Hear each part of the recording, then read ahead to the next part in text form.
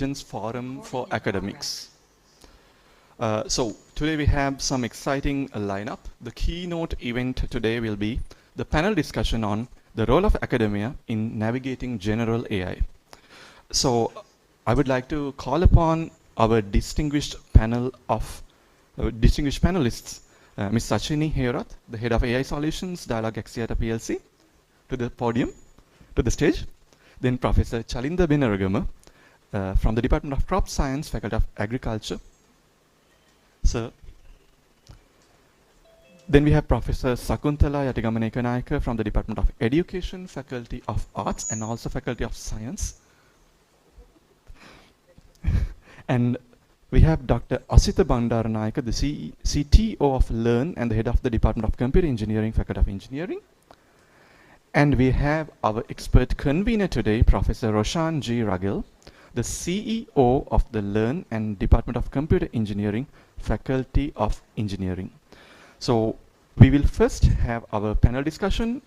Once we discuss key takeaways, we will start the General Assembly of the AIFA in no time, where we will be plotting our third year roadmap.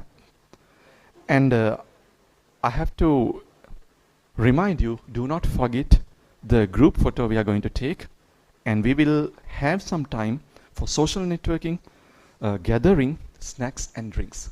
So that is the exciting lineup we have today. And welcome again for the AIFA second birthday. Roshan sir, over to you.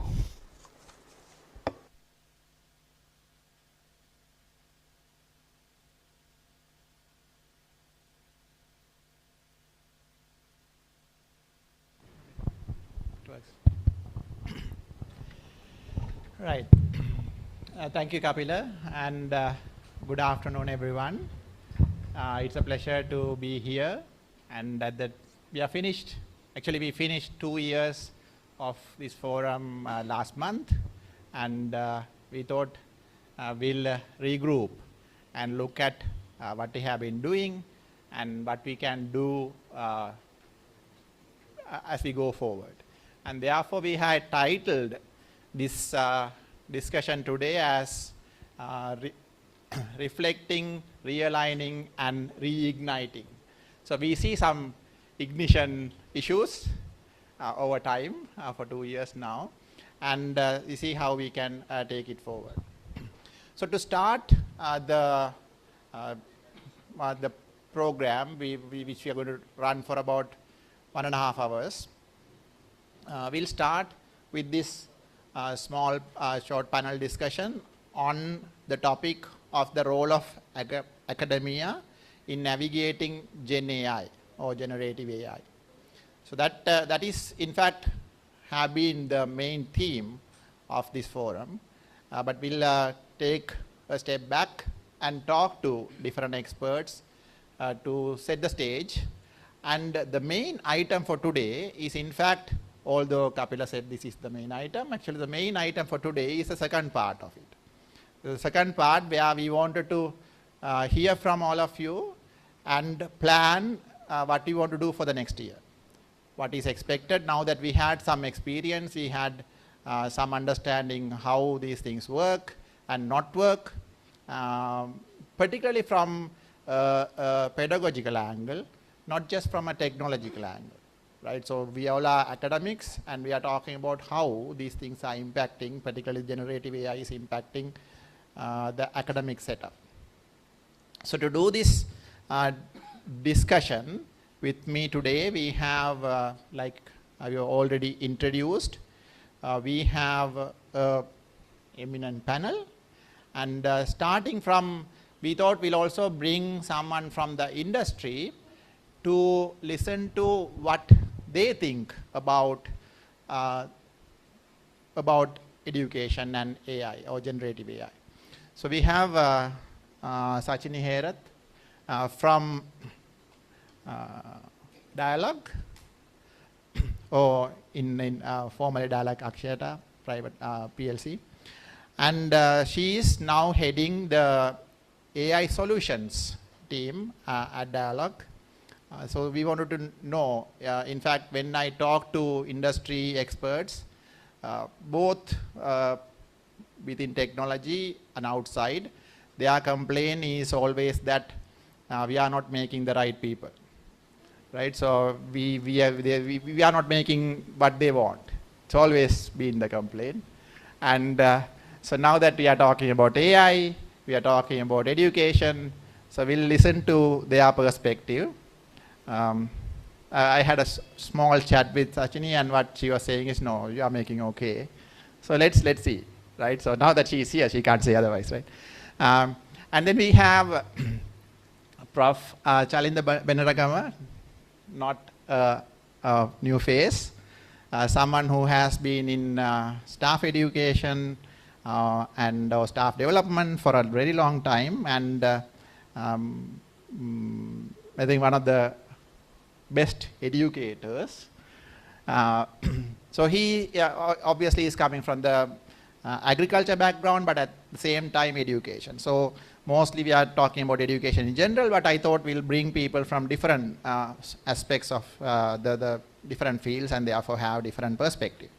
So that's Shalinda, thank you. And then we have Prof. Sakunthala Ekanayake.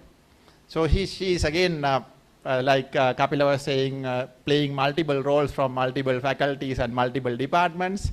At present, she's the head IT at the Faculty of Arts, but she's also, I don't know, somehow related to the Department of Education. That's where you are originally from, Professor.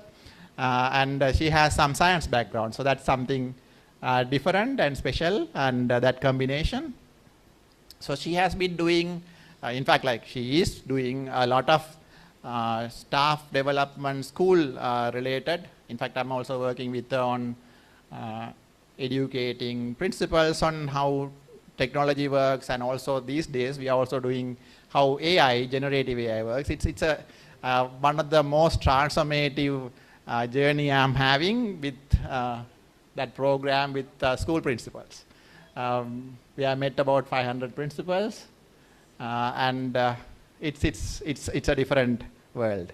So we'll talk about that experience, and thank you, Saku, for joining. And then we have Dr. Asitha Bandaranaike, who is again a very familiar face to all of you.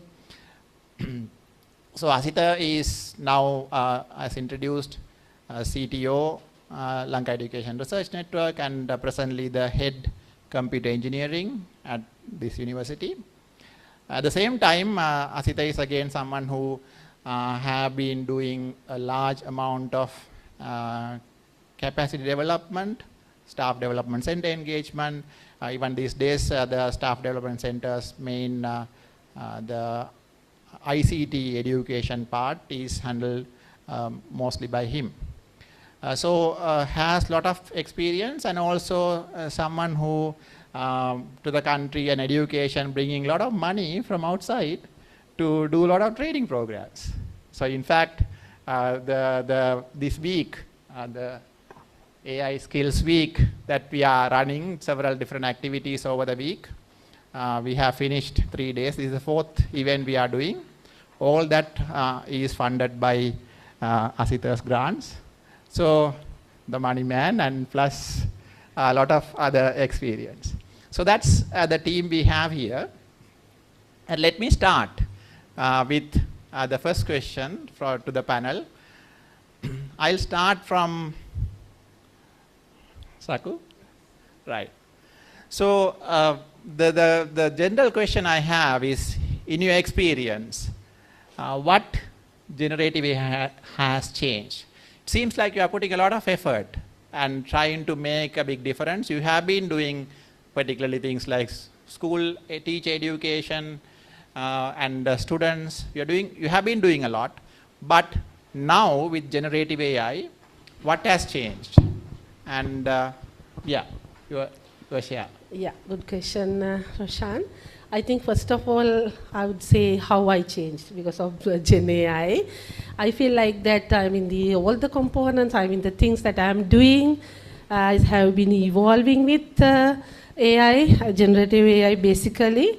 That is why I feel like that I am having a kind of very busy, but I can make all my the goals as a 5-year daughter's mother and wife, and coordinators for 2 main postgraduate programs, and working at the head of the department and a lot of things, but I can manage everything as I want with the support of this, my loving assistance, that is generative AI.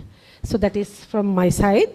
And I think, Roshan, you asked about from the teaching learning sector to the education, because I feel like that AI is also catalyst. And because of that, the paradigm, that means a set of belief related to the teaching and learning have already changed. We can say that, now AI-driven paradigm, actually. Everything has been changed. Everything means related to education, teaching, learning, and assessment, basically. Is that okay, or you want more details? Yeah, that's okay for now. Thank Yeah, it's all changed, and the main message, yeah, although I didn't ask you, is you are talking about your benefits, right? So that's something good to share, right? So, yeah. So that others also can take a message. You can do all this because you have some friend, assistant, you called assistant, okay, right? So that's that, and let's thank you. So that's the sort of the first take, which is very positive. But now I'm going to turn to my other side. Chalinder, hi. So Hello. the question I have for you is, you also, I know, like you do a lot of practical work, and I have seen some of your demos to students, or even at staff development center, different places. I know you also explore a lot in learning how students can do better. Now, how it has changed with generative AI? Yeah, thank you, Roshan. Again, if I start from me, I started using the beautiful word, artificial intelligence, though it was there for long years, but in real practical sense, I started using it in 2023. It was so new to me, everyone was talking about it, and then I realized the potential of these. Though Professor Sakuntala said assistant, I would rather call it a friend, because it makes my life very much easier now. So I started learning about it thanks to, I'm sure you remember, I've been troubling Roshan, Asita many a times to get things cleared from my side, because we are not tech people. And finally, I started using it in my classrooms. As you say very correctly, AI, though some people have a belief or a fear that AI will replace academics or the teachers, I strongly would say no, not at all. I strongly feel the role of academics, the teachers, will be much more important now with the AI-driven paradigm shift, as Professor Sakuntala said. So the practical component, if I straight away go to your question, practicals will remain the same, because the practical, the hands-on experience in courses like agriculture, that must be there, that should be there, so it will remain. Only difference would be we get AI support for some of the practicals. For example, now the AgriGPT is there.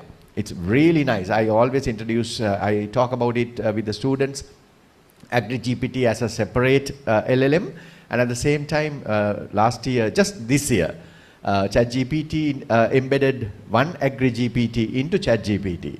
So it's there. And this year, just few months back, China introduced IPM AgriGPT, which is mainly for pest and disease identification, which is a nightmare for farmers. Not only for farmers, even for academics or even the scientists, because sometimes it's not that easy to recognize, and sometimes it's not that easy for the farmers to get this support, because we are somewhere and the farmers are doing farming somewhere else. So these kind of things will definitely help our practical aspects as well. So with the AI, practical, the level will definitely go up. Thank you. So you spoke about things like AgriGPT, that is changing the way how you do things, but then the underlying hands-on practical still remain the same, but more enhanced now, right? I'll go to Asita. So there are a lot of challenges in AI when you talk about them, particularly in assessment. What is your like a short take on it? I put short underline. Thanks, Roshan. Yeah, so I mean, when you talk about assessment, I mean, the question is whether the students are using AI or should we allow them to use AI and how it is, right? You know, is that the concern, or do you have any other things to add to that? So even from our perspective, do we have to change the way how assessment? Yeah, so in a sense, assessment is about the learning outcomes, right? So what you assess is about what you intend the students to learn. So this question was asked from me, one of my colleagues, when we were having a get together about 1.5 years ago, like, you know, or when ChatGPT came, and he asked the same question. You know, what are you doing now? You know, are your students using? You know, what's your take? So this is right at the beginning, and I said no, I'll answer that question. But I turned to one of my other friends. He was actually our field EOE Peranam medal winner, Chaminda Piris, who is the director of engineering at Zendesk in Ireland. So I asked him, would you mind your engineers using ChatGPT, or what do you want them to do? He said, I don't care. I want them to do the best job, right? What they use, how they use, what technology they use, it doesn't matter. As long as they do the better job, faster, that's all I need. So I said, that's the answer. Because now we want to produce engineers who can do the best job and in the industry and whoever wants. So if my task or the objective is to block them from using it in when they are being educated, how would they know how to use it to the best when they go out? So my perspective from day one has been that our intended learning outcomes has changed, even though we might not have changed it officially in the curriculum. So my take is that we need to train everybody, because this is there, and the industry, I think Sachini, I don't know what kind of take Sachini has, but I believe that, you know, we need to prepare our students, or the next generation, to do the best from the using the technology. So we need to change the way we need to change first the intended learning outcome, using the technology as the best possible way to do the best job. So our assessment need to reflect that. And I think we can discuss about the details of that later. Thank you, Asita. In fact, I think today's discussion, even after, during the open forum, is going to be around there. So there are a lot more to discuss and figure out how to go forward. But before we go into that discussion, let me move to Sachini. Thank you. So the question I have for you first is, now that you keep recruiting graduates from universities, most probably, so do you see any difference, any gaps now that generative AI is in the picture compared to earlier? Yeah, so starting off with the gaps, I think that won't be very interesting. So let me first give you what we really do in the industry, right? So in Dialogue, particularly a technical division, AI solutions team, so what we really do is we build solutions. So we identify certain business problems and we research on that, and then we develop certain use cases to solve these business problems. So if I take one example, I think our call center, I know it's, mixed comments are there for our call center, because some people may say, කොයි වෙලේ ගත්තත් කතා කරන්න බෑ contact කරගන්න බෑ. So that's the common sentiment, right? So why? As of now, our call center handles nearly 10 million calls per year. Right? That's a lot. Per month, it's around 2 million calls. So people are calling for various things. Some things, yes, genuine problems. Some things that customers are need assistance. Some things that they need information. So we didn't have a way to know why these people are calling so much. We had call recordings for the quality improvement perspectives, but we don't have resources to listen to each and every call and to find what are the root causes for these customers to call. So then we did a research and we used generative AI, and now we have a solution developed to classify these calls and to identify what are the reasons that these customers are calling. So we figure out there are certain customers, they need information about our roaming services. So what usually happens is customer calls, agent answers, and that's it. No record of that particular scenario. Now what we can do is we can proactively improve our customer awareness on roaming. So that's one of the use cases. So coming back to the topic, I would say as a technical department, what I really do is research. 80% of the time, what my team does is research. So we have technologies, we have systems, we have partners, we have vendors, and what we really need is we need knowledge, right? So we know there are ecosystem built around us. We need to know how to stick these systems together in order to get the business outcome. So in my view, what I see from the recent interviews and all, so I was actually talking to one of the members.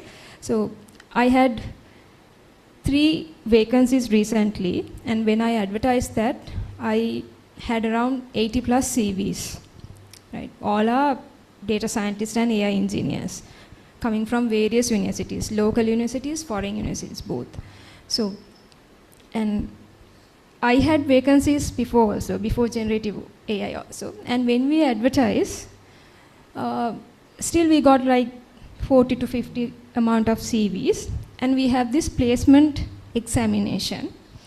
And there we filter out the best people. And we see out of 50, there are around 15 or 20 people who are passing this exam. It's an online exam, they're passing it. And now, we have 80 CVs and 70 people are passing that.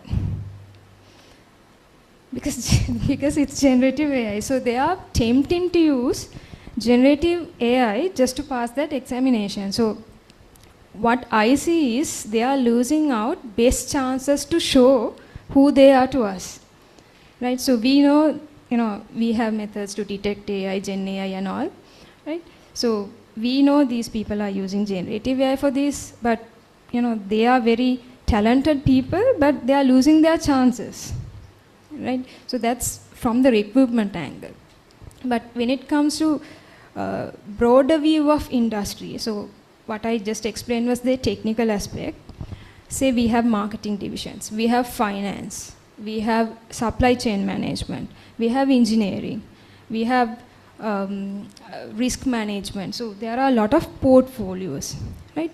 So what we look now is not the people who do their job traditionally, right? We can easily recruit a content creator who can, use some software and create our marketing or advertising stuff. But that's not what we are looking now. We want somebody who can turn around one of the marketing concepts like within 2 or 3 hours.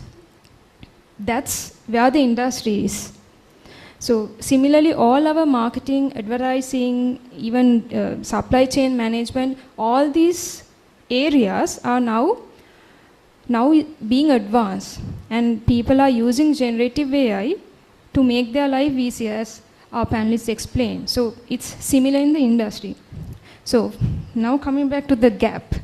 So gap, what I see is people are knowledgeable, all the students are knowledgeable. But when we put them into the deep end and when we challenge them with a certain business problem or a problem, they struggle. Because the way their mind or their creativity is not up to the standard. So their problem solving ability is not up to the standard. Because industry is all about, staying ahead the competition, right? We have competitions, we always have to compete with them. So we can't wait till, 2-3 months to get something sorted. So that's the pace that we have. So we need people, to identify this is the problem, then think of a solution, then, provide the solution within a limited time. So that's one of the major challenges that I see. But from the knowledge-wise, from the theory, practical, all this hands-on stuff, they are excellent. So I have to admit that. Thank you. That's a full spectrum, but very useful information. In fact, what I understand, like Saku was also saying, she has improved her productivity, and you expect employees in every sector to improve the productivity using these tools, but at the same time solve the problem properly. Use the tools, solve them better, right? So that is what is expected, and therefore we have to educate all our students on that, like how they can solve their own problems better using now generative AI. Right, so that's a good insight and very useful. Let me now go back to Saku again. So the question I have is, now that you talked about the good side of it, and you personally, and also you are saying it, so you made statements like, okay, this is good, right? So even for others, like, right? So what are the challenges? You are dealing with lot of educators, lot of others, even students. Educators being students to you in that sense, but they are educators. So what are the challenges you face? Because we are all, again, an education community, and therefore, or academia, so therefore we want to understand what sort of challenges you see and how you think we can navigate this space. Okay, Roshan, thank you.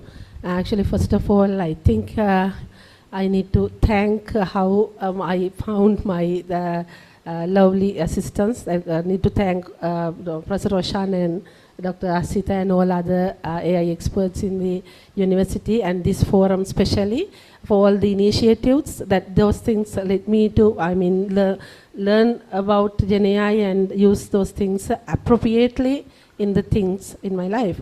Regarding the Roshan, your question actually, because I have to handle different groups. Thinking about my undergraduates, usually because I'm working in the Faculty of Arts and the other faculties like that, we are not so into the integration of AI into teaching, learning and assessment process.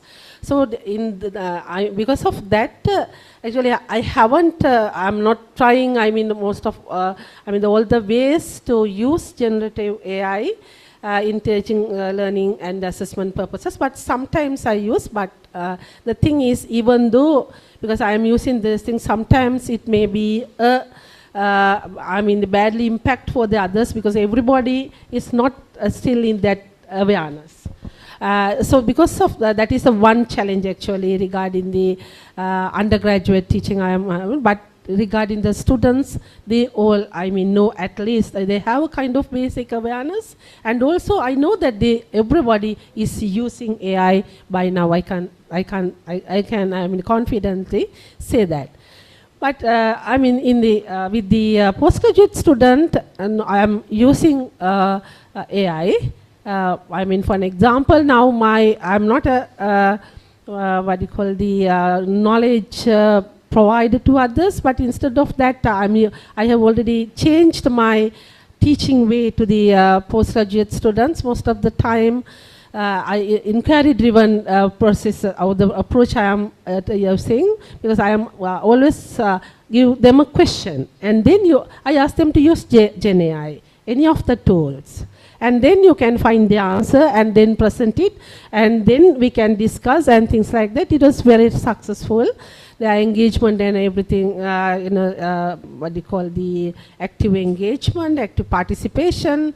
I mean, thinking about the aspects related to the successful of meaningful learning, everything will be there. From them, actually, I don't have any challenges, but sometimes some students, because they are not going into, that means just after getting output, they just trust it. Right, but they are not trying to go in depth. I mean, the revising, giving what do you call the different prompt. Actually, that is prompt engineering in that day. But that is, I think, they are over trusting those things.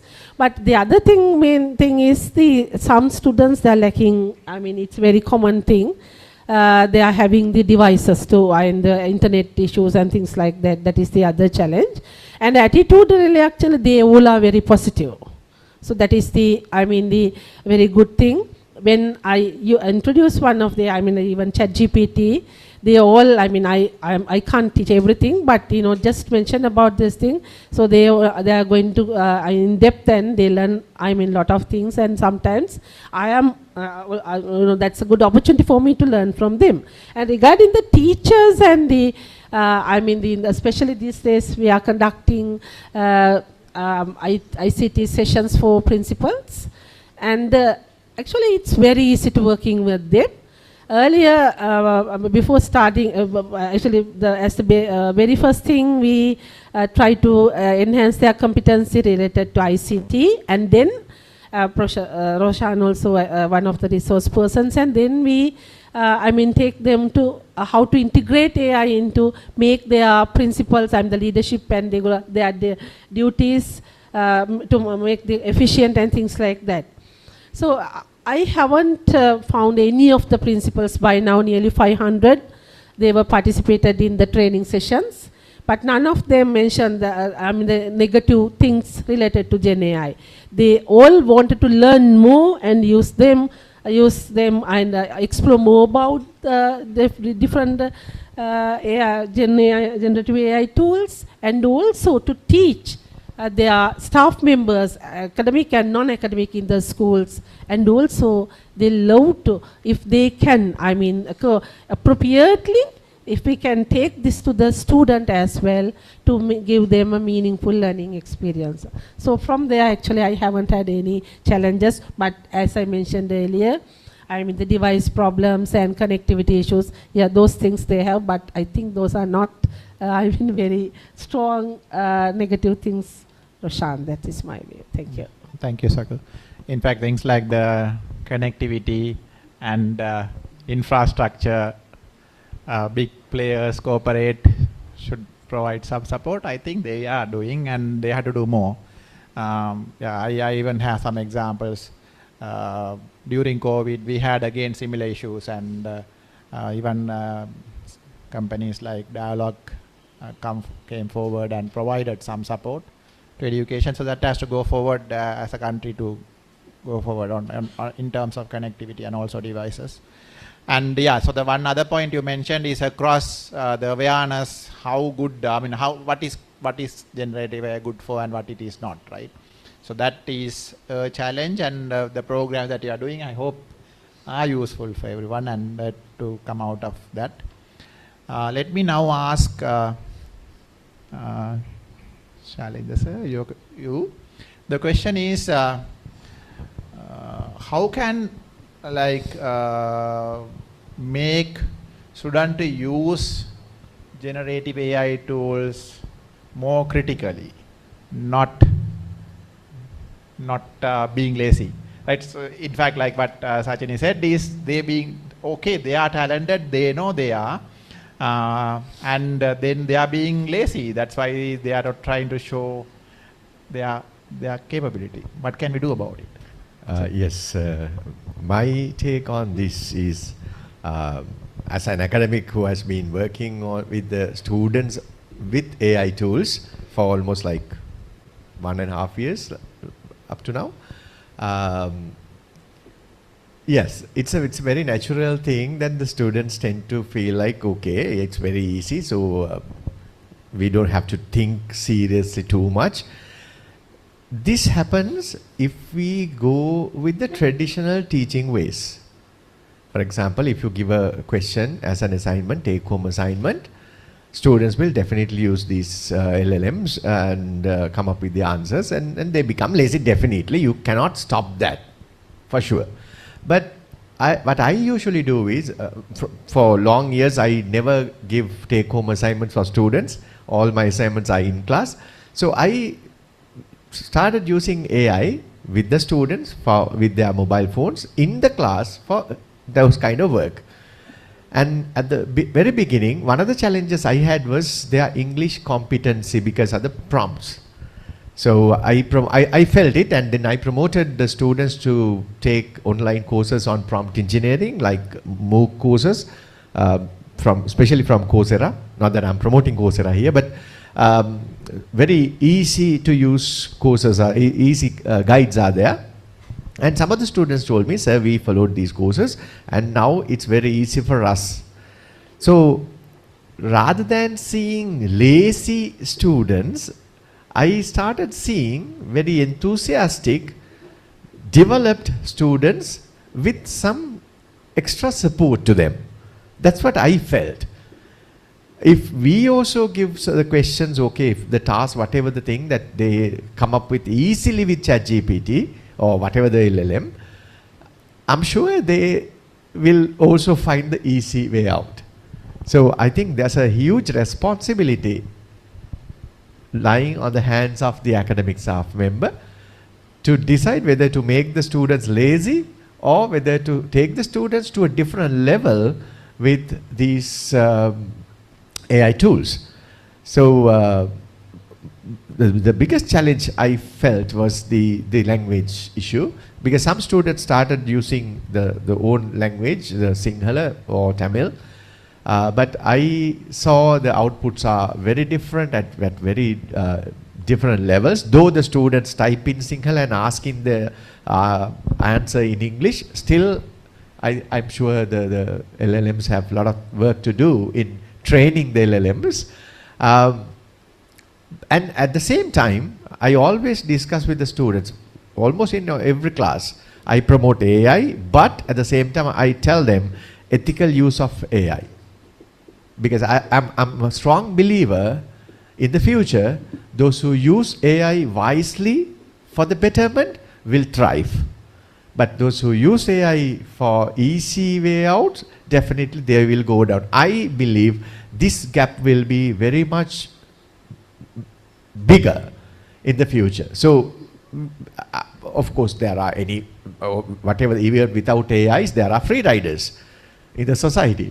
So they might take the AI also for their easy way out. But the best thing is for them to understand what will happen to them if they blindly use AI tools. So this ethical part should be given more and more to students, as I heard from Dr. Asita's talk yesterday. It's not that AI is going to replace you, but the people who are very conversant and smartly using AI will replace the people who use AI without thinking so much. Yeah, thank you. In fact, I feel like I'm going to ask the next question, which is, how do you make the academics not lazy, right? So it looks like what you said is, let us be not lazy so that we can make the students not lazy. That's what you indirectly said, it seems. Definitely. Right? So yeah. Okay, so I will not ask that question now. To move on, Asita, you said we have already changed the ILOs, although we have not changed them on paper. Can you elaborate? Yeah, I mean, simply, right? So the question is, if we want to produce graduates who will be able to do the best job, whatever that they are given, with whatever available technology, the things that we keep hearing is that, one, whether they'll become lazy. The other biggest problem is that we keep emphasizing that Gen AI alone is not going to be a solution. We need AI with the human in the loop. So the human in the loop is the important thing. We don't know whether we are going to be obsolete in few years' time, but it's not yet, right? So as of now, the human in the loop is still important. Now, Roshan mentioned earlier that this is all funded by grants that IO got. And actually, I've been, since ChatGPT, Gemini, and all came on, I have been like a machine producing grants after grants proposals because it's become so easy. But I assume everybody else is doing the same, right? They're using, but why we keep getting these things is because we put lot of effort into bringing the knowledge and the expertise and the vision into the grant. So that, I think that's why we have been successful, right? It's not just, using ChatGPT and saying, here's the proposal template, just make a proposal to do this. I think every other person is also doing it. But we have been successful. Why? Because we put a lot of effort into thinking, and I mentioned this previously also. So the prompt that I wrote for the first grant that I won was 37 pages long. At that time, I had to do that because ChatGPT, I could upload the files. So it's like, the Beijing Convention, UNESCO report on sustainable development, all these background things, including what we wanted to do and what we have done, our portfolios, all these things. And at that time, Gemini didn't have the support to upload files. So I extracted all the relevant information, and my prompt was 37 pages long. So that's how we could make a proposal that really captured what we want to do, aligning with the UNESCO guidelines, Beijing consensus, and highlighting Roshan's and mine portfolios, so how we will be capable of doing it. Now, this is the training that we need to provide to the student, number one. Two is, as we already, I assume, know that AI has hallucinations. Sometimes even if when you ask what is 1 + 1, it will say something nonsense, right? No, so you have to be aware, right? So this is the danger. So if I'm getting some information from Gen AI which I have no idea about or have lesser idea about, I always take that output. I say, for example, I get it from ChatGPT, I give it to DeepSeek and say, here's ChatGPT, what is ChatGPT is saying, find all faults of this one, right? And I do with Gemini, Claude, and as well, and I do vice versa. Because like if it's something that I know, like say for example, assignment or a exam question answer, which I know well, then I know, then I'll go and challenge, no, this is wrong. And like sometimes I kind of keep arguing and, insulting ChatGPT, like what nonsense are you talking? No, this is wrong, right? So that happens if I know the answer and what I need. But if it's not, I will let ChatGPT and DeepSeek fight each other and let us know what is correct. So the idea is that because of the idea is that we have to get the student to recognize the strengths and the limitations and the possibilities of this technology. And that can only be done if they, once again, have hands-on experience. There's no other way. We are not going to teach it in a class. And you can't teach it in a class because it keeps changing every single day. Like, if you go to ChatGPT, there are like 8 modes now. Starting from O3, O4, O4 mini, O4 mini high, 4.5, 4.1, all those things. And I use them for different tasks. Because 4.5 is very good in deep research and thinking. And sometimes it kind of really makes me angry because it's tried to be too smart. So if I want just something done, I would go for an older model because it will do exactly as I say. And the newer models, which is deep thinking, deep research ones, if I have if I don't have an idea what I want, and I want a deep research done and advanced work done, I will go and ask 4.5 because it will do actually a better job, which I have no idea about. So now these type of the different potential of different tools, like previously as I said, why I use Gemini to write the report, even though I could upload the files to ChatGPT, was Gemini is really good in creative writing compared to ChatGPT, which is kind of very formal. So I for the motivation and the background story part, I use Gemini because its writing style is very nice at that time. Now things are changing. Like, I mean, that was 1.5 years ago. So this potential and the strengths and the weaknesses of the tools and how to use it, unless we integrate that into the every day-to-day thing, they will become lazy. So they will just, and we see this. We see this in research papers, we see everywhere, like people will copy paste and then that will be it.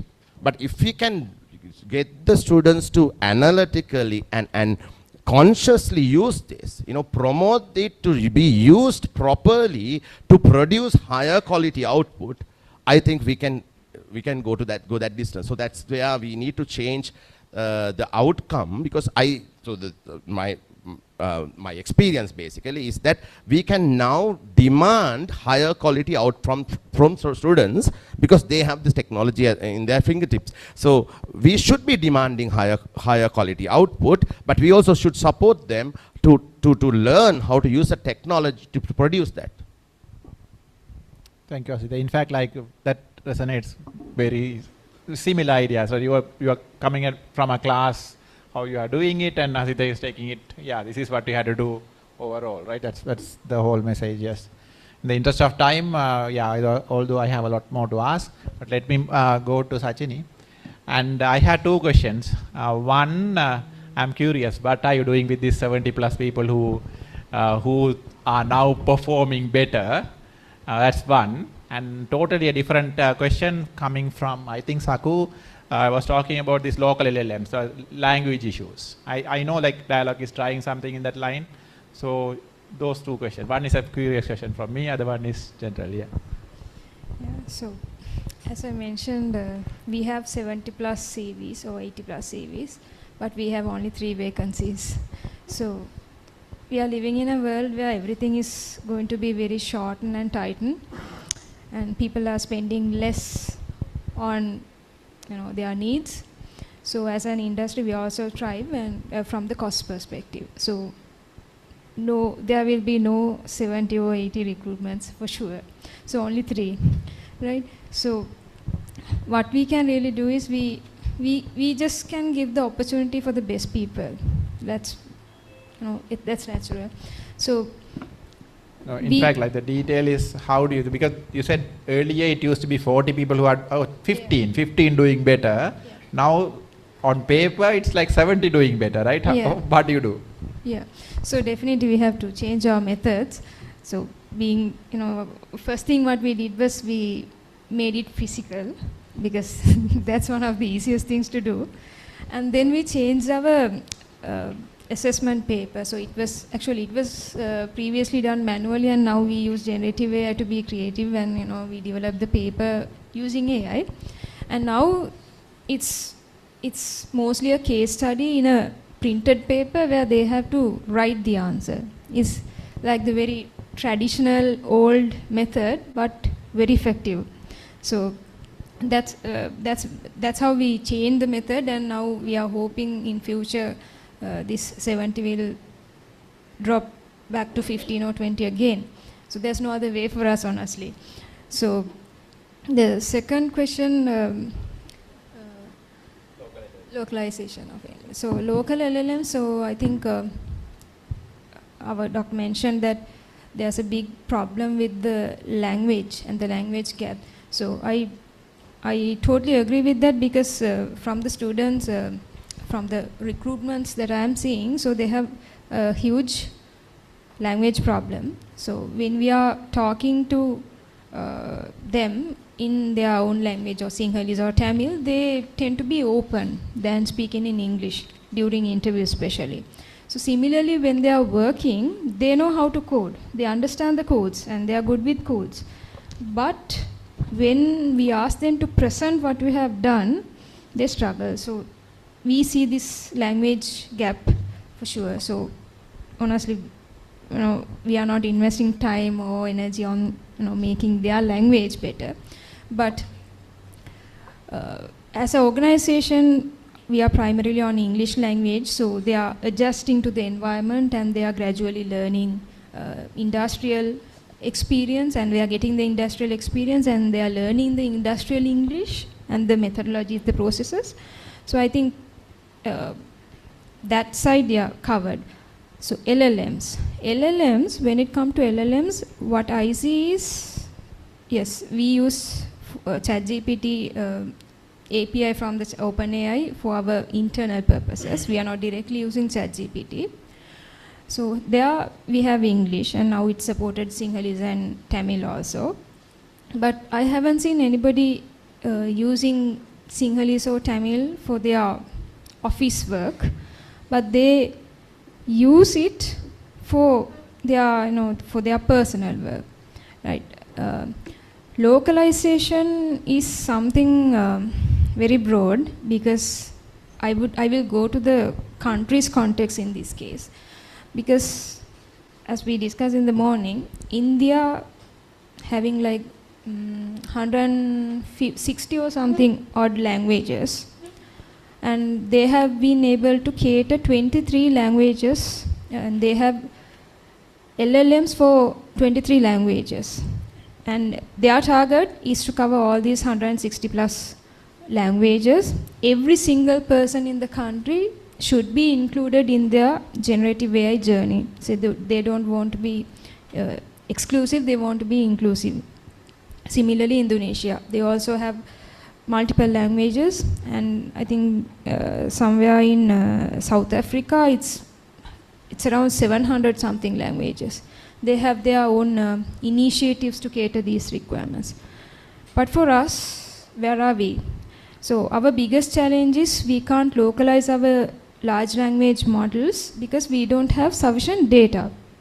Right? So Sinhala, most of our data is in the physical format where we can't convert into a digital format.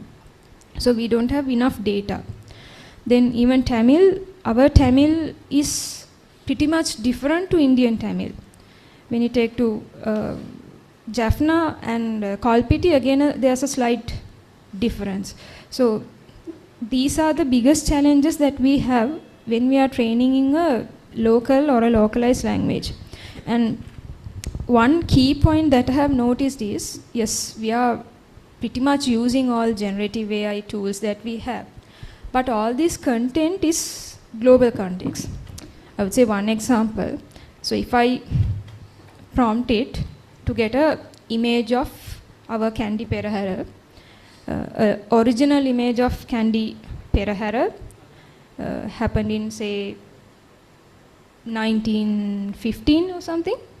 So what you will get is something published in the internet, right? It's not the authentic or it's not the local content.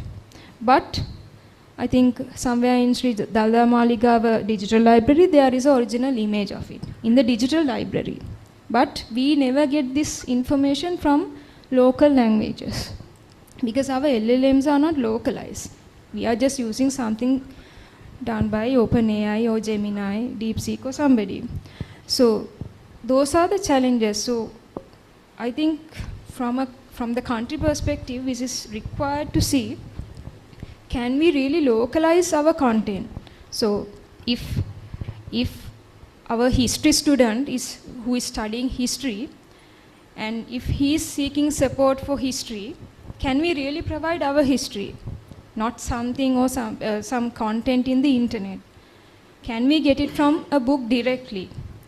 A history book, maybe even University of Peradeniya has a digital library, some information or some books that we have. Can we get this information?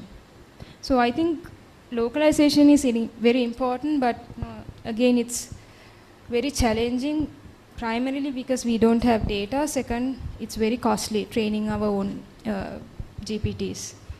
So that's my standpoints. I think probably Professor Sakunthala also can add on to this. Yeah, thank you. In the interest of time, I'll move on. But just to summarize, what I understand from the digitalization point of view, it's difficult for us to do immediately, but that's something that I think we should do, right? So particularly, it's not a technology problem, but you hit it on the right point, right? So about the data is the problem now, and I think we as a culture also, I know even the academic culture, we generally are careful sharing our data, whatever the data is, even engineering, agriculture, but also social sciences, history.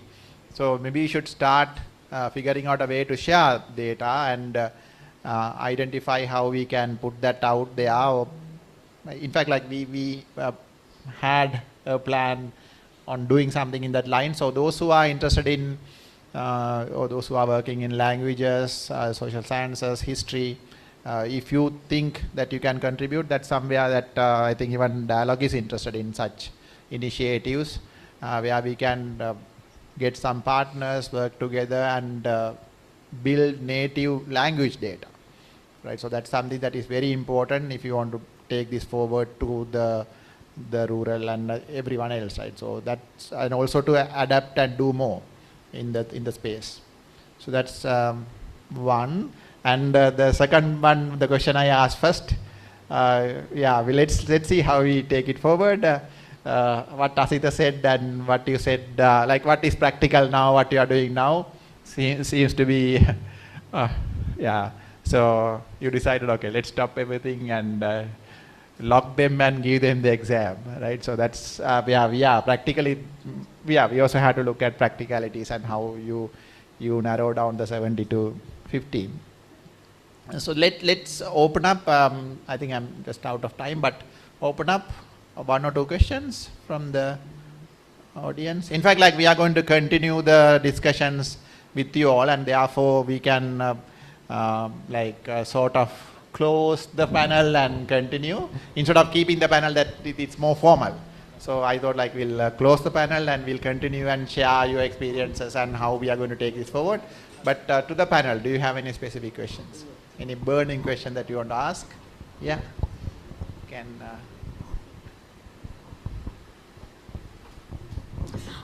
Thank you very much. This question is to Asita. You said that the ILOs of the courses should be revised or should be modified.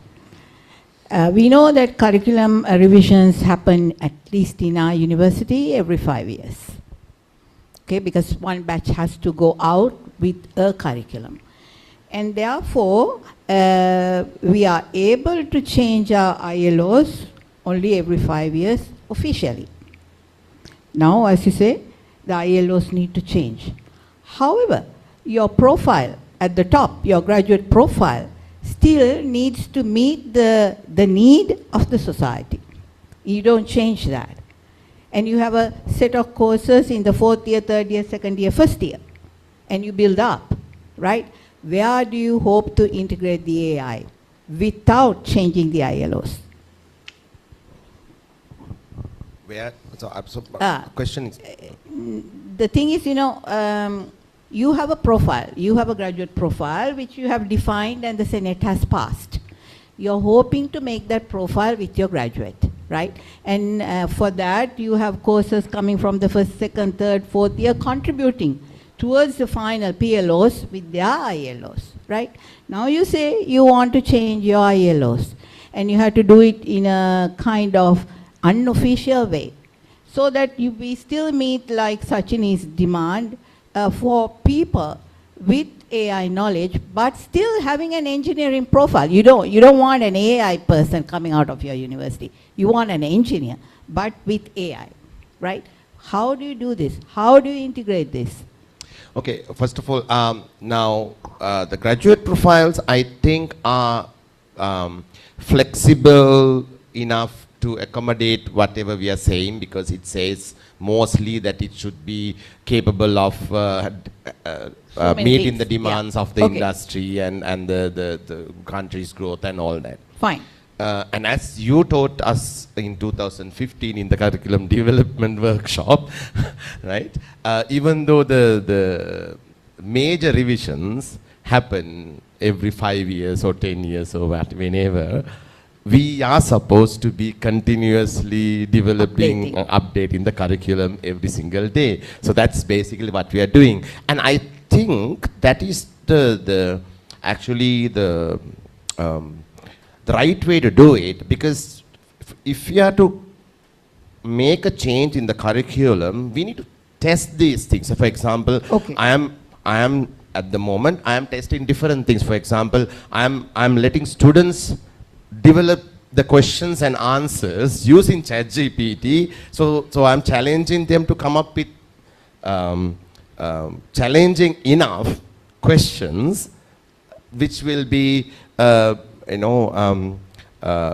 reviewed by peers and so on. So I'm basically becoming lazy. Basically, I'm giving the challenge of even coming up with challenging questions to students, and then let them peer review them and agree, and then they will have to answer. So kind of like I'm trying different things. This time I'm again doing it in a different way, because I mean we need to, as I said, the assessment, we need to look at how to integrate, but we don't have a magic formula. Yeah.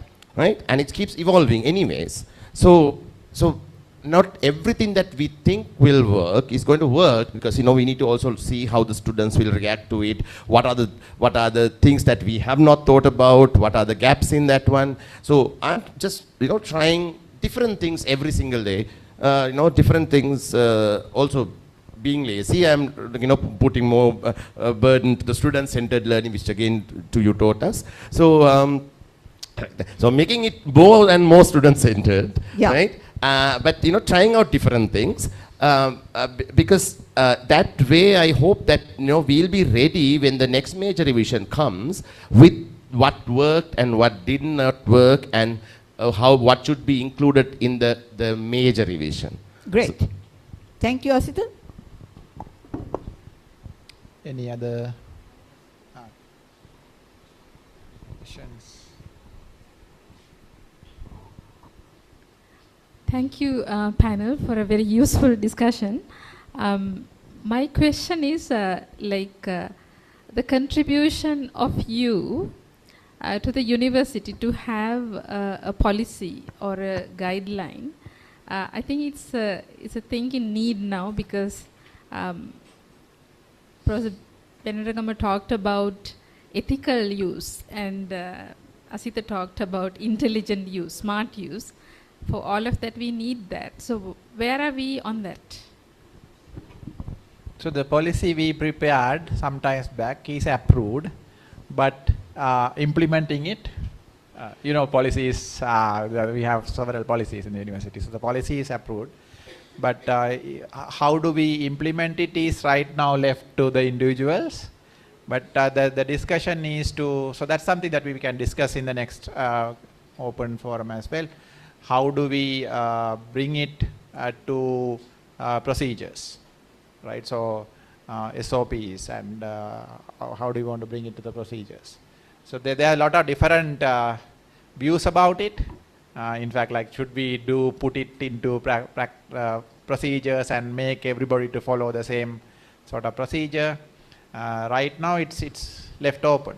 Right, so But the policy document submitted, approved. yeah. Correct. The document is submitted, is approved. Because It's council I approved. think, Yeah. I think the students also should know about it, where as a university we stand on the use. Yeah, it's not. We don't call it a policy. It's a guideline. Yeah, that's the other issue. I mean, the other point. Some don't agree that it to be a guideline. We want it to be a policy. So that's a discussion again. Yeah, we'll take note of it, and we'll continue that discussion on Thank the you. policy. Yeah. Any other? Yes.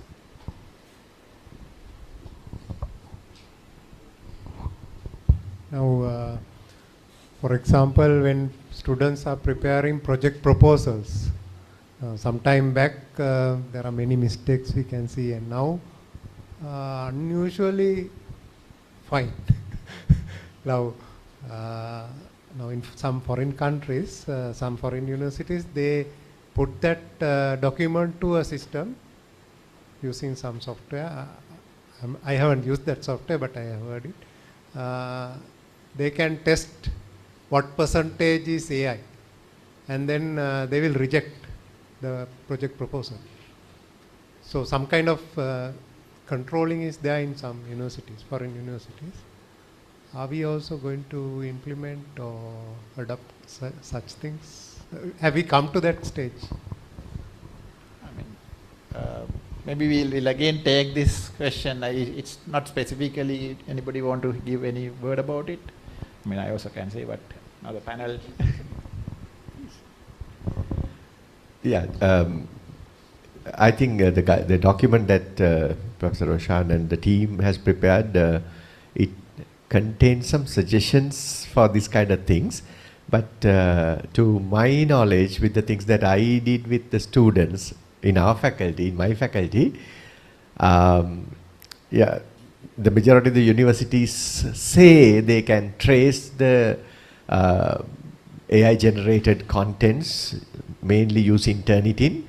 But now I challenge whether it's possible or not, because AI tools contain AI humanizers.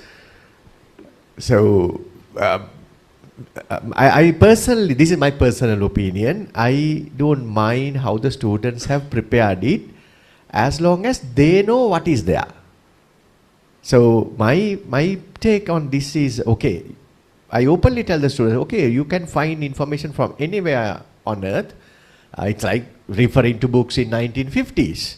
So some students, they referred to books. Those who did not have the access to the book, hope you remember when we were students, the libraries libraries had only one copy of a particular book. So some students purposely hide this book. So only those students got the knowledge, others did not get. And then with the internet introduction, they found information from the internet. They wrote the literature review part in the thesis, totally taking information from the internet. And now it has come to a different era. So I strongly believe with the introduction of AI, more and more human touch is required. So what I do now is I have vivas, in-class vivas, or as exams vivas, to see whether students know actually what they have found. So for me it's okay, totally AI generated proposals, because brilliant ideas are there, because all these AI tools were developed by people at a different level. Other people still they are developing.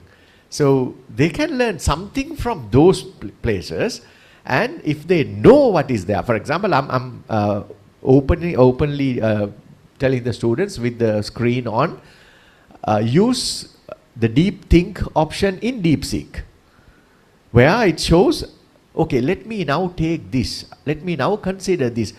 It shows how the DeepSeek is thinking, coming to the come to the conclusion. So it's a very nice guide for the students to think in a different way. So AI generated content, I personally don't know whether we can find still whether there's a really true software to detect AI generated content, because I tried 100% AI generated content. I put that into some tools, especially to turn it in, and it says 20% AI generated. I was like, what is this? It was totally done by me. But especially if you add some words like the word nuances, which I did not use here earlier, but it's a very common word which is coming out from LLMs now. So if you have this word, definitely it will detect as AI generated, because it has a pattern. So I don't know, it's a very nice discussion for future, but my personal take is, okay, you find information, you develop whatever you want, but you should know what is there. So maybe with a presentation, maybe with a viva, and with a personal interaction, if they know how they found information and what they are going to do, if it is a research, I'm okay with that. Right, fruitful discussion here. I think one simple question, maybe answer anyone, maybe Professor Raghav, although he is the convener. These days we are struggling to control the use of AI for students' assessments. I think, however, meanwhile we have to integrate this into our system. What are the possible avenues to integrate AI to students' assessments if we have to plan in the near future? In fact, I think that is what both Asita and Chalinda was also highlighting, right? So how we can use, so one of the things that he said is, even that is what Asita was also saying, right? So we'll keep, let us integrate, let the students to use AI for answering questions, preparing a report, all these different things. But then we will make sure that they own it, right? How do we make sure they own it? One is, yes, Viva, right? So that's something that was said, right? So how do you make sure they own it? Is meaning they learn, right? And questions like what Pujita asked earlier about students now can write better reports. It's a good thing, right? Yeah, maybe they themselves can't write it, but we are still in that old mindset, right? So we want them to know how to spell a very difficult word, right? But if they can't spell it, is it something really bad now? Is it going to have a bad outcome, right? So earlier days when we didn't have calculators, maybe the person who can do really good at maths is somebody who can multiply 2 4-digit numbers very fast. Is the best person. But now it's not the case. We can use a calculator to do it, but the person can solve a bigger problem. A better problem, like a problem where these things are applied, right? So same idea. I think that is where we had to find as many avenues as possible. In fact, like something that we are discussing at our department is how we identify where to integrate AI into we start from assessment because ILO's assessment, then the learning. So that's how the process is, right? So we start from assessment. So assessment, where do we allow AI and what level we allow, right? So we start there. So obviously there are assessment, there are some ILOs until we change or we evolve.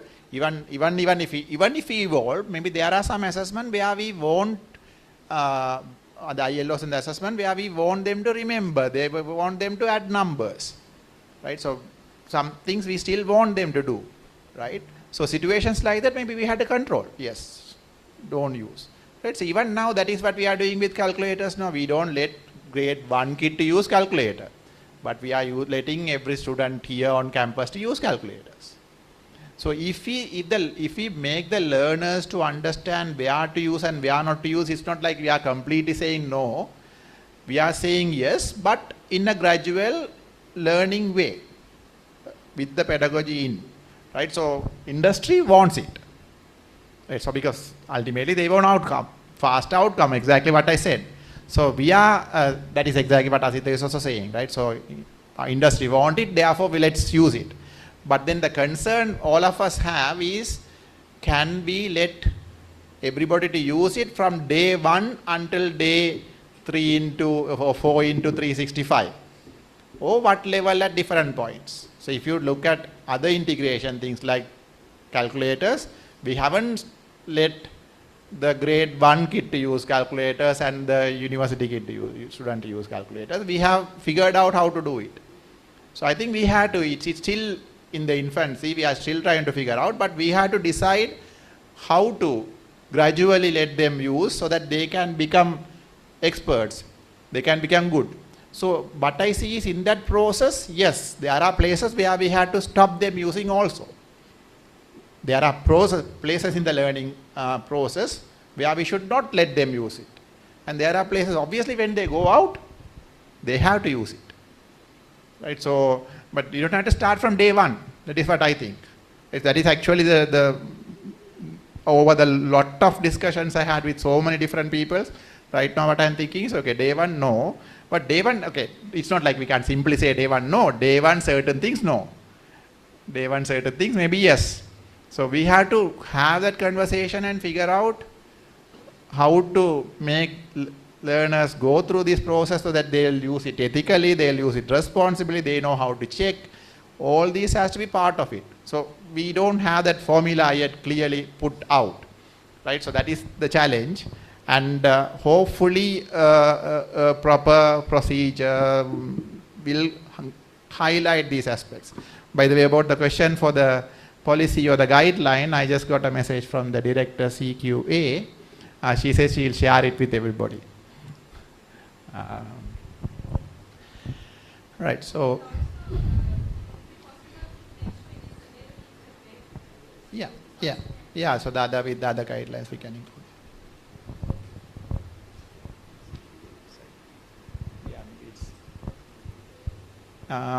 So if we don't have more questions to the panel, we can let them go and we can be together and continue the next round. Thank you very much, the panelists, for being here. And yeah, so you are getting going. So thank you. I'll make a comment. Thank you. Thank you, everyone. Let's give a round of applause for all those.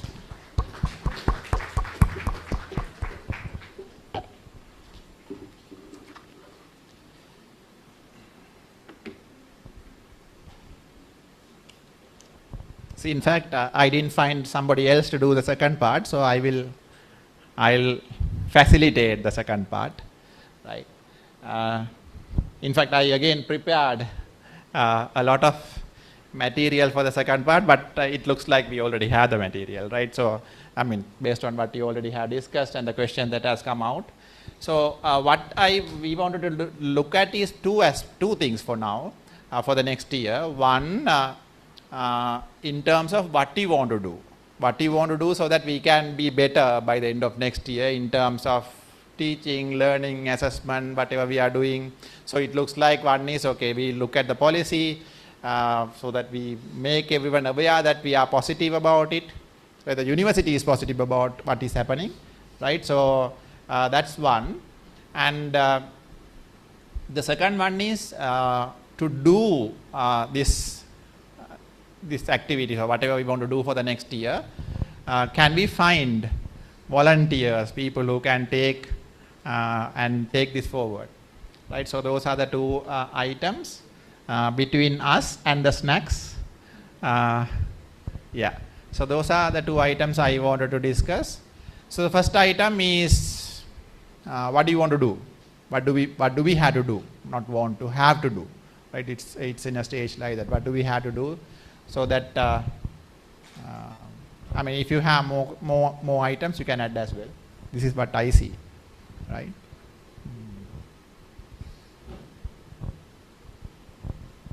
You want to? On the what we want to do, I just want to clarify, like when at the university, like when I came, it was trilingual. We had lectures in all three languages. But then when they switched to English, then they had English classes, right? Then later on, when we started using IT, they had IT classes. Now we are getting into AI. So do you think that faculties would have to have AI classes for their students from year one? Yeah, very good question. In fact, I think some faculties have already started. I saw a proposal from medicine. They are integrating AI into their anyone from medicine here? No? Okay. They are busy. Why I'm asking is, like, you know, faculties can come up with all these classes, but then they still have their core subject to teach. Yeah. Right? So, yeah. So, I mean, things like IT, things like IT was integrated, like you said. Now also we are integrating it more into non-STEM. So arts faculty, for example, that is how Saku is now the head IT at the arts faculty, right? So sort of strange for us when you look from a traditional point of view, but that is what even the country has done. This is the UGC's initiative, and they have introduced arts faculties, IT departments, and they are doing IT programs every year in the any arts curriculum, right? So now we have to expand it into things like AI. Yes, that is a must. And yeah, but I think, you know, one should not think they are doing AI even in the arts faculty. That even should be taken out. They should be doing AI. Yeah. So technology, that is what I was also trying to, like, if you look at from a very traditional point of view, that is conservative point of view, may I say. But then that is not the case, because even Sachini was talking about it, right? So every department they have, or they are a telco, but then they have marketing, they have finance, they have everything else. All those they need people who are coming out and can use AI to do things faster and better, quicker, right? So we have to integrate it to all. So it's actually a lot of challenge, right? So because starting from building the literacy to making them use it in each one of these disciplines integrated is a lot of Significant amount of work to go. Yeah. Yeah, you don't want a graduate to be discriminated on their knowledge of AI. Like when you give a first class or a second class or whatever in your faculty, would you consider the knowledge and the use of AI as an indicator of their competency at graduation time? Yeah, I'm going ahead with this conversation, although it's just two, because I hope it will give some insight into what's happening, right? So to answer the question, I'll give an example, right? I can't exactly remember the name of the university, an Australian university, not a so popular one, like somewhere in the middle range. They are medical program. They have integrated an AI buddy to every medical student, right? So the AI buddy is going to graduate with the student, right? So that they have done, right? So this happened last year. I mean, as you know, medical education, they take it more seriously than, for example, engineering education, I used to say, right? So you asked engineering, but that's answering your question in one way, right? So what their argument is, okay, we will let the buddy with the medical student, so it's human AI together, is the one that is going through the whole learning process and also future. The buddy will be there when the doctor passes out and together. So that's where I think we are going, and there's no other way, right?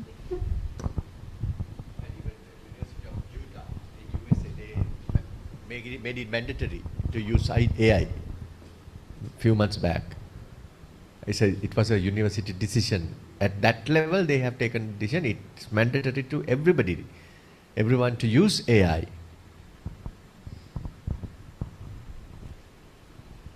So what do we have to do? What do we have to do? So your programs, are you from whichever faculty you are coming? Are you having this discussion? You know, what we are trying to do here is a bottom-up approach where we engage the educators so that they can initiate and have that dialogue in your faculties, in your departments. So like I was saying earlier, in our department, what we are trying to do, although we are computer engineering department, but just take that aside, right? So this has nothing to do with which specialization we are in. We are just talking about how a generative AI can support teaching, learning, assessment process. Doesn't matter which field, right? So what we wanted to, we haven't still done it to that extent. The Mahenthi was here, but she seems to have gone. So one is we have already said to our final year students, you can use AI for your project. We have allowed that for one full round, and the second year is also second round also is almost finishing. So we have to do a lot of changes to the way how we do the assessment. In fact, like a project assessment, you know, that it's already anyway very much one-to-one, and there are a lot of viva and presentation and all that are already integrated. So it's not that difficult to do that, and that is why we started. But then now what we are discussing this time is next semester modules. Every module we take and we are going to figure out. We're going to sit and figure out how, starting from assessment, like I said, but obviously it's not, it's the whole process. Like when you say assessment, then it's about learning and the rest are coming. So starting from assessment, how we can, what level we are going to integrate AI, right? So for each assessment, so this assessment, you can't use AI. And then we figure out a way how that assessment is going to be done. Maybe the same way how Sajini was saying, that assessment, no AI, come sit in front of me and do it on a paper pen, right? So there's another assessment where I'll say, okay, use whatever you want, right? In fact, that is what these assessment scales we had. If you are in our WhatsApp group, you will know we were having this chat. If not, please join. Yeah, we don't have anybody there. Yeah, please join. I will share the link. So there, what the people have come out with assessment scales, right? So with AI, when you have AI, how do you assessment? In fact, there's this 5 scale. The lowest is, or the higher, lowest, yeah, lowest is no AI, right? The highest is use any AI tools. You don't even have to talk about it. Like the medical, the degree example program I brought in. You don't have to even say that I'm using AI. It's just taken for granted. That is the other end. So there are others in between. Right? So there is one other point. In fact, for our final year project, what we said is not that. Not like you can use AI and don't tell us. Don't worry about it. So what we said is the one level down where we said you can use AI as much as you want, but tell us how. Tell us what you did. So every place they are using it, even when they are writing reports, they are saying, okay, so they give a like another summary saying this is how we used it, right? And when they produce such reports, when they give such information, we also can correct them. We also can tell them, okay, this is right, this is wrong. Why did you do it like this? So it's the one level down where we say, okay, you use it, but show us, tell us how you do it, right? In fact, the scale was apparently updated recently. I didn't read the latest paper, and it was discussed again in the group, the WhatsApp group we have, where the highest level now is more exploratory, meaning you also can, as the students and the teacher and the students can come together and explore how this can be used for assessment better. I mean, how do we, when okay, now AI is there, now it's not just an educator's responsibility. Earlier it is just educator's responsibility, but now it's also educator, students together. Asita was mentioning little on that. He is also working with the students to figure out how to do it better, how we can assess students better for the final outcome or the graduate profile. Right. So that's these are things that we are doing, but the whole idea of a forum like this is to share this information, share this knowledge, and to see how you also can go and use this, do this similar ideas, because ultimately we are not, there's no point we saying we are not going to use it and buying these tools. Yes, they like Charlie was saying, these tools they are reasonably good, but then it's very easy to cheat these tools, right? But then the good part about it is, if somebody can cheat these tools, they are really good, right? So that's the other side of it, right? So if they can cheat the tool, you can cheat the tool, but you know what's going on, so you can cheat the tool. So that's a good measure. Again, like if a student can't cheat the tool, then yeah, they are not good, right? So I mean, when I say they are not good, they know what's going on, or they don't know what's going on. So that's maybe the tools can support in situations like that. Those who just copy paste, yeah, they'll get caught. right? So yeah, that's where I see the tool usage, things like AI detectors are useful, but not as an ultimate objective. It's for learning. Yeah, actually, regarding the Faculty of Arts, I want to say this. Actually, I want to say that I need the support of this forum, because I see that as a big opportunity from the Learn One under the one project already mentioned by Professor Roshan.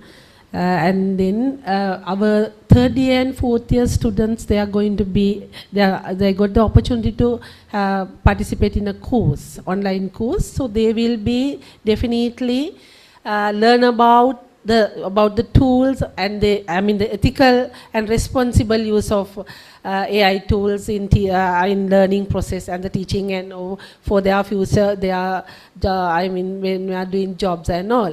So actually, I feel like that's something we really need to do, something to aware about all the staff members of the Faculty of Arts. So actually, we had a discussion with the Dean, and he's very positive. And so, the 22nd, we are going to first do the session for the heads of the departments. First, we need to literate them and basically aware them. And after that, continually having workshops, especially on use of generative AI, to see the opportunities as well as how to use them responsibly, and also considering ethical concerns, as well as the using appropriate pedagogical approaches. So I think definitely, the assessment, we need to think about how we are going to assessment of the students from the third year and the final year in the arts faculty, because they are all at the moment also they are using, but after this course, or during this course, definitely they all are using. So yeah, I think it's a good thing to think, and good initiation from the Faculty of Arts. And I think this forums, the expert supports really need for the Faculty of Arts. Thank you, Roshan. Thank you. Any other point of views? You can share what are the challenges you have, what is needed. If you would give me some time. Yeah. Sachini, you want to go first? Yeah, just want to share some of my experiences. Now, I think this particular problem that we are discussing is a global problem, not particularly only for us in Sri Lanka or only to this university, but it's a global problem. So, what in the industry, what we really do is, from this year onwards, we had a new division called AI transformation. What we do is, we gather all our employees and we are teaching them how to use AI. Because we want, by the end of this year, we want our employees to be in the global standard. So that's where because the world is moving towards a world that generative AI and all these AI systems are going to be a part of us. So we want employees to be in this standard. So we conduct hackathons, we conduct knowledge sharing forums, we challenge them, we ask them to identify their own problems, and we ask them to come up with solutions. So all these things we are doing to transform our employees. So I think since industry is trying to transform employees, I think students, the upcoming generation will automatically have to learn this stuff. So that's one of the challenges. And the second point that I want to highlight is, I'm not an expert in the academic area, but I'm a student. So I'm following my executive education from Oxford University, and they encourage us to use AI. So they provide us their terms and conditions, and they ask us to do the declarations and plagiarism conditions and all. Then finally there's a statement, we encourage you to use generative AI to improve your answer, and again there's a statement saying, do not copy paste just from the AI. So since maturity crowd will adhere to this guidance, but student, yes, trying to be very lazy and all. But as a student, what I felt was when there's a answer, I have assignment every week. I have to submit assignments every week, written assignments. So there are a set of readings that I have to do. What I realized was if I just put this questionnaire or the assignment to the generative AI, it is giving me an answer, but it's more broader. It's something different from the content that I'm taught. So what I understood was just copying, pasting or getting AI to generate answers is not going to work. They won't give me marks for that. But I have to be creative to apply my knowledge along with the AI's points. So AI is guiding me, giving me like, use these points. So you can consider these. So my knowledge combined with the AI, then I'm providing a strong assignment for them. So that's one of the experiences that I wanted to share. But this is a global problem, and I don't think anybody has cracked it so far. So in a way that all of us have been challenged to find a creative and an innovative solution for this problem. Thank you. And we wanted some time. Yeah, so this is, I think, going along what Sachin is talking about. My AI knowledge is very basic. It's, some things that I've learned from a 5-day workshop of Roshan's last year. So I've had no formal training after that, just my own. I feel that when using AI, it's kind of okay in the cognitive domain. You can use it. But when it comes to the psychomotor as well as the attitudes domain, we are challenged. Because how far this AI can actually be used there is yet a question to me. I'm just going to pose a question to Chalinder because he's in agriculture, and I was trying to figure this out. This is a very simple one, Chalinder, I'm taking because, we are in a crowd. For example, I said, okay, give me a flower posy, to be sold at the convocation stall of our alumni association. Okay? Came out nice, right? But it was all very Western, European flowers and all. And I figured that, okay, my prompt was not too good. And I said, hey, look here, we are in Kandy. Our convocation is in July. And, some flowers are not available. Just use some that we have locally. Yeah, it came out with lotus and all of that stuff. I said, we are in the hills, we cannot get this lotus and so on that easily. Yeah, it came out again with another proposition. So I said, okay, what about the cost then, right? And I think, it doesn't really have that kind of cost in whatever the LLMs or whatever. So it did give some cost in pounds and dollars and so on, which of course we can change, yeah? My question is, Chalinder, since we are in the practical scenarios in agriculture, say for example, give me a solution to control whitefly in coconut. How do you go? Yes, madam. Long answer, but I'll try my best to make it shorter. I strongly believe with AI, cognitive domain, especially the lower levels of the cognitive domain, will have no use. At least above evaluation, the last 2 levels in the cognitive domain, according to Bloom's, will have something to do with it. But my belief is more and more skills, psychomotor domain, more and more attitudes, affective domain, will have a major role to play in education. So I am very for, this is one of the reasons why I am 100% for AI. Cognitive domain, yes, you need it, but there are many things the human brain can do. So when you keep the students, when you restrict the students to only to the cognitive domain, this is why, for example, sorry to use this as an example, our country as, we don't have so much of innovations. We don't have so much of new products coming in. All the fields.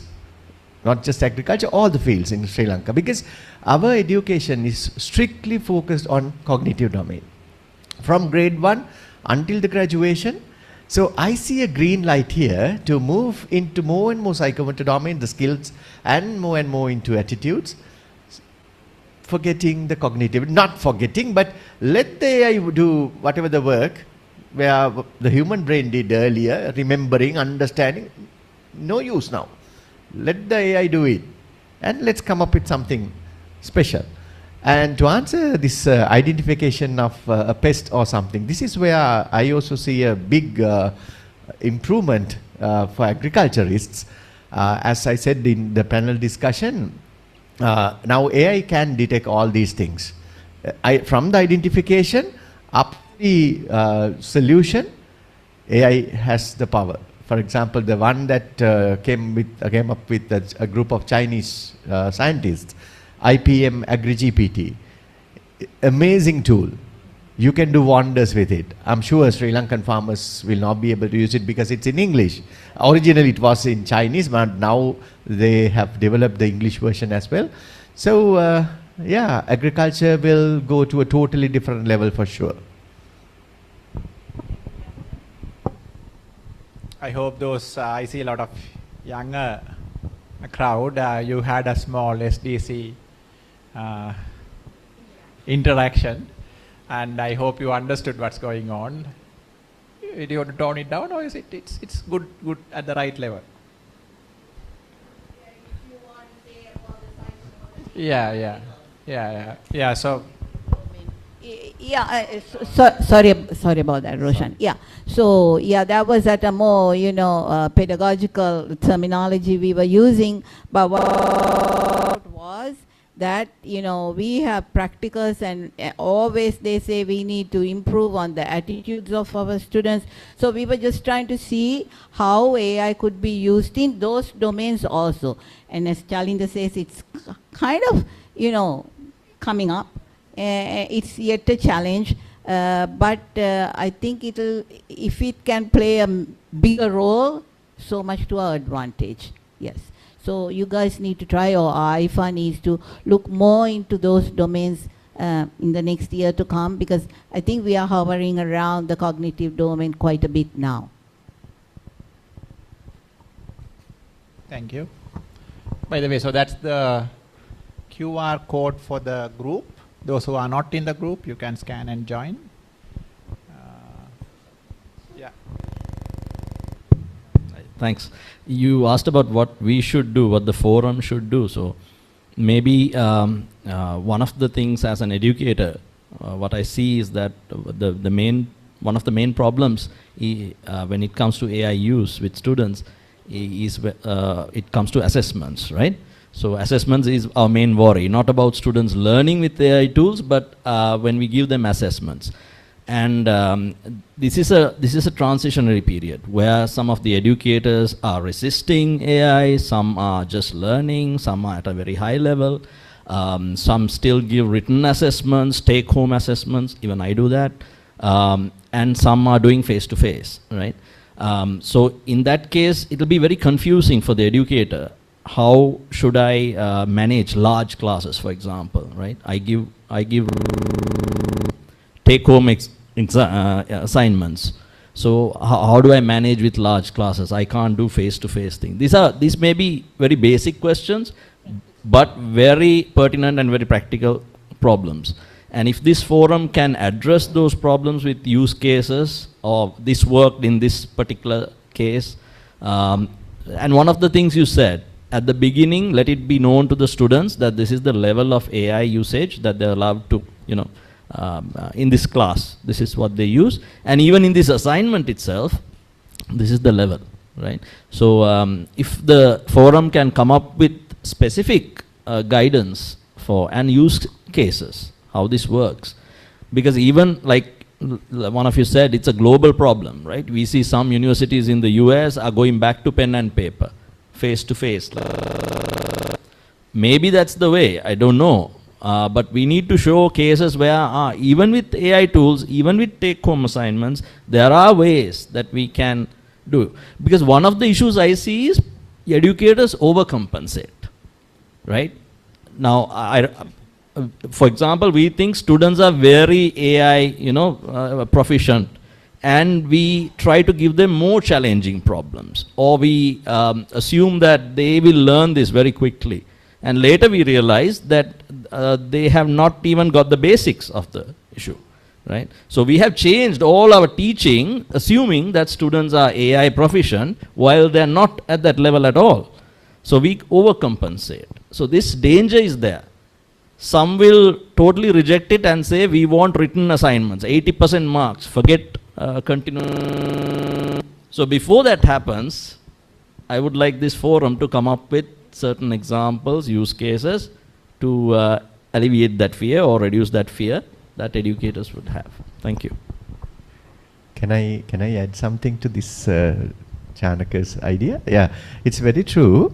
But my belief is, my experience is, students are not really good at AI, because we thought they belong to a different generation and they are very conversant with internet and so on. But until last year, we taught the students Google keyword searching. Trust me, we have been teaching. Even Dr. Nuwan is part of that teaching panel. Under scientific writing, scientific communication, we have been teaching the students how to search Google. Because what they do is, without proper training, they don't know, even though internet is there, so it's just a tool. So AI is also the same. I don't think students know anything.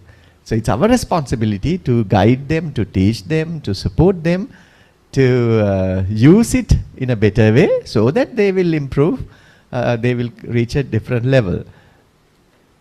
So this generation, even though we think they are tech savvy, I don't think so.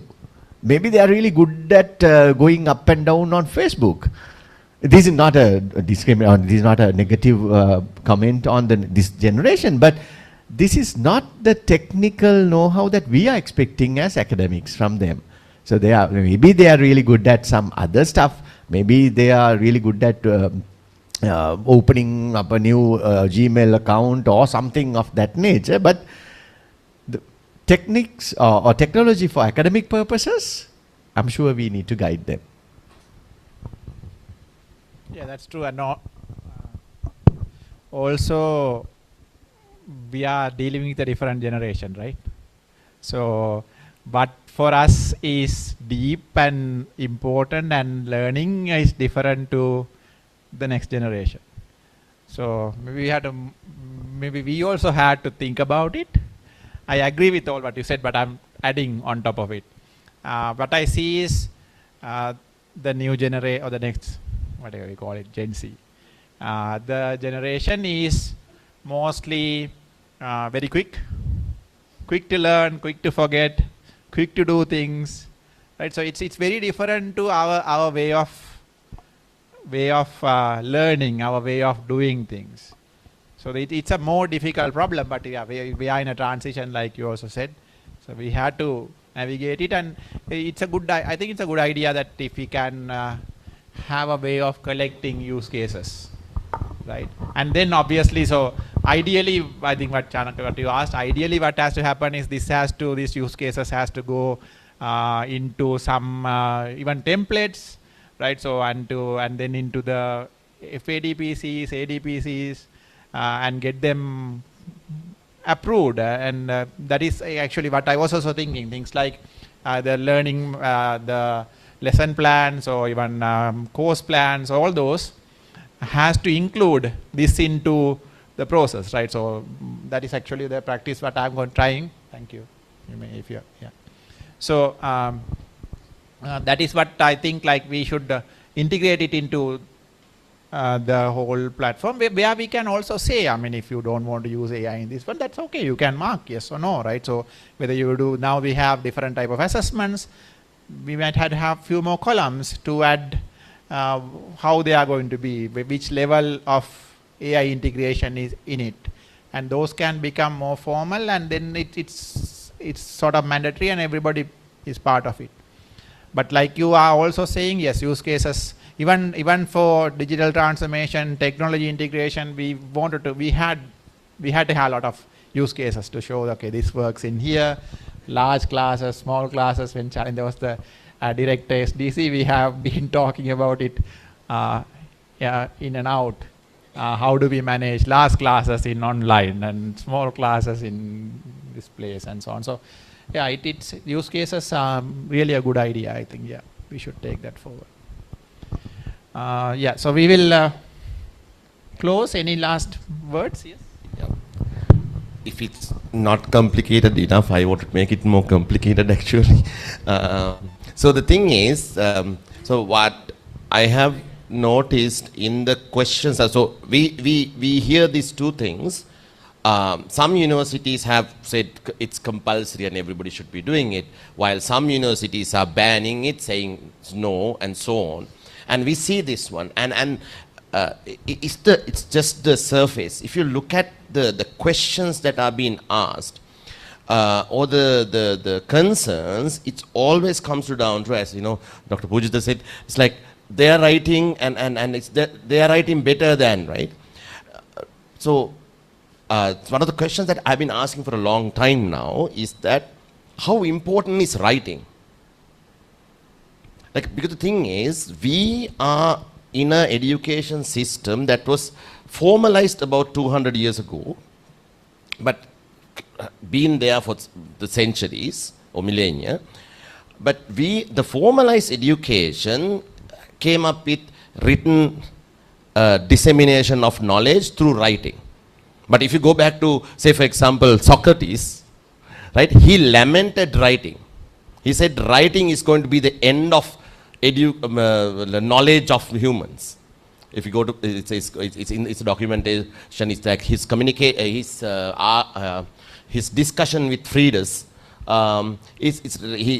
Plato says that written communication is going to be the end of human memory, how they use memory, their communication, and he's lamenting it there, right? He's saying is that once you write it down, nobody has any need to remember anything. There's no way that you can challenge the written word because there's nobody there for you to ask the questions. So at that time, so these are the types. So I see the similarity of that question which is being asked now, right? And one of the things is, you know, we insist on students writing theses, all that. You know, if I ask anybody, like, you know, what's the last time you read your own thesis or a paper that you had written, right? Even if you take all this writing, you know, it's just the purpose of submitting and getting a degree or something. So that's one. The other one is, we are very keen on our students learning English perfectly because we been a British colony probably.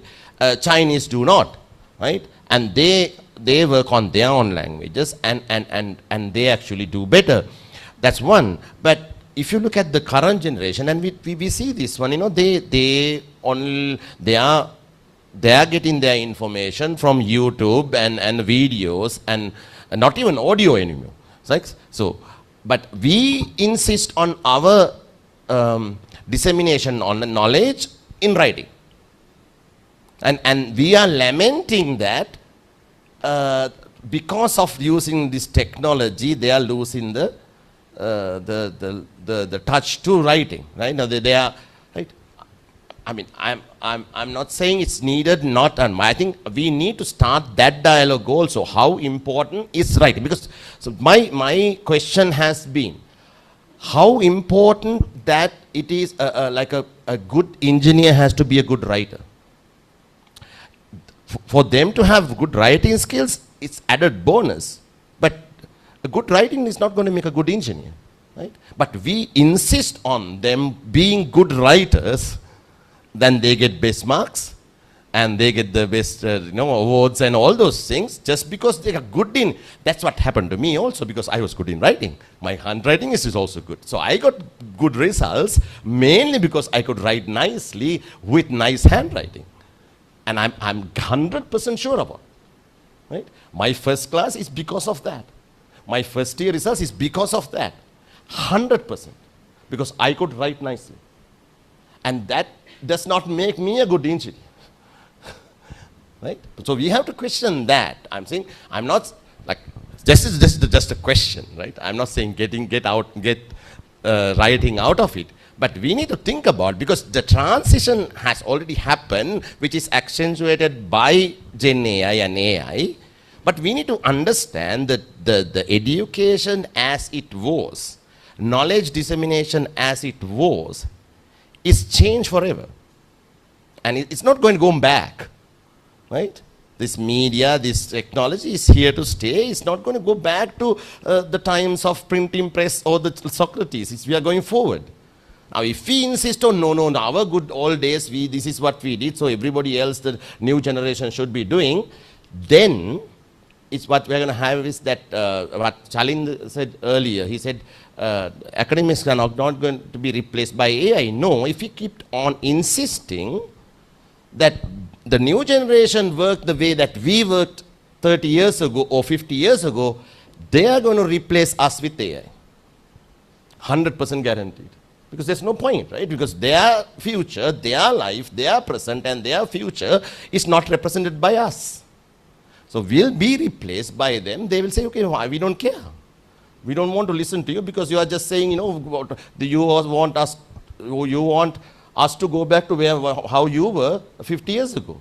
Right? So we need to really think about how to cater for the next generation, not take them back. So and actually we want to have this discussion really deeply with the languages and the social sciences, and from that perspective also, because it's very interesting thing that we should be discussing as to where our education should be headed to look at the technology change.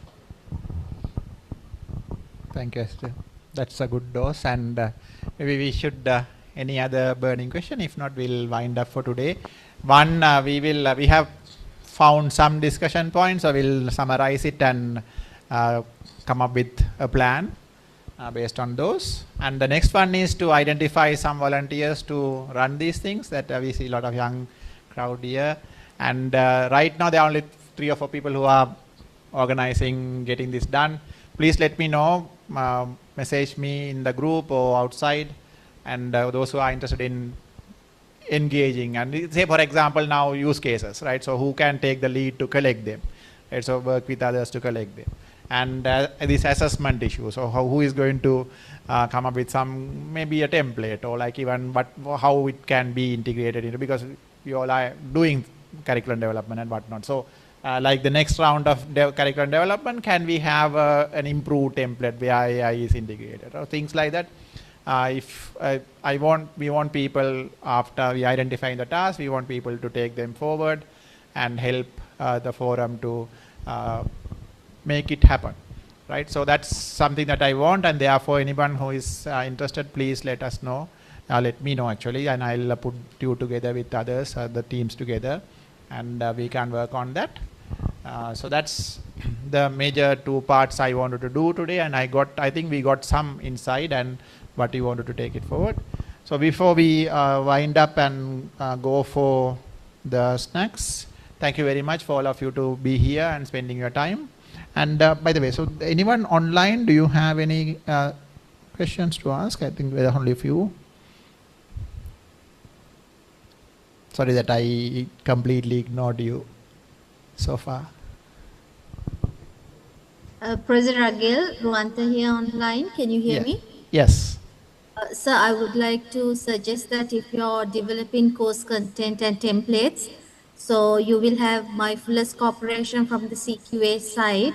And in terms of UGC requirements and other things, I hope you will get us involved as well, sir. Thank you. Yeah. Thank you very much. Yeah. Any other? Okay, all silent. So thank you very much. We'll have a group photo. All of you just can come here, I believe. Who is taking photo? Yeah, so all of you come here. Just group, and then we'll go out for the snacks. Thank you very much. Thank you.